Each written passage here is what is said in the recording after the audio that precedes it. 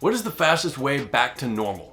Or at least some version of normal that we can all recognize. How do we climb out of this hole of a pandemic and all the social isolation that comes with it and into the sunshine of a new day? Hopefully sooner rather than later. The answer to this question is testing.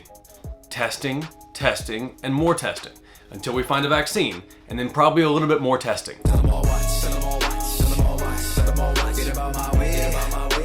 Let's think about the coronavirus like termites. Termites eat wood. Most houses are made of wood. But if your house becomes infected, it could be a long time before you even know that they're there. Termites hang out in walls and in crawl spaces and other places that you just don't go very often. Before you even know that they're there, they've probably grown in numbers and moved to your neighbor's house. And her neighbor's neighbor's house.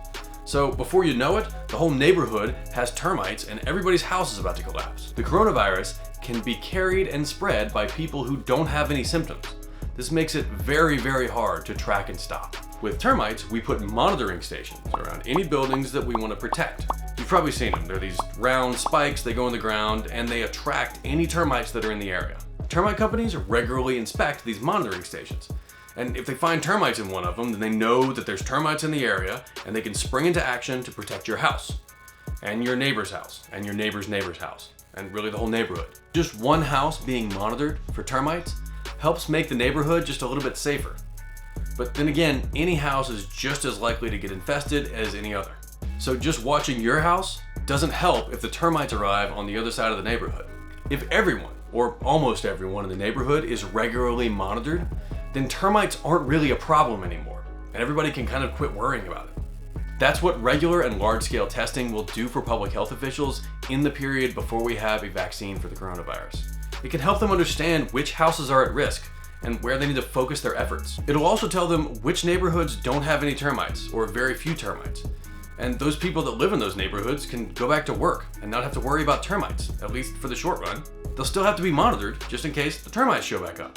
South Korea did this very effectively and early. Knowing where all the cases were meant that they could shift resources from hotspot to hotspot and could trace cases before it got out of hand. Because they acted very early and knew where the virus was, South Korea never went into lockdown, and their kids are expected to go back to school this month.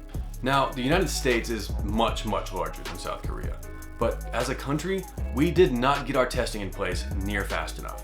Even now, a month after the declaration of a national state of emergency, we still don't have enough tests to test the people that we are pretty sure have coronavirus.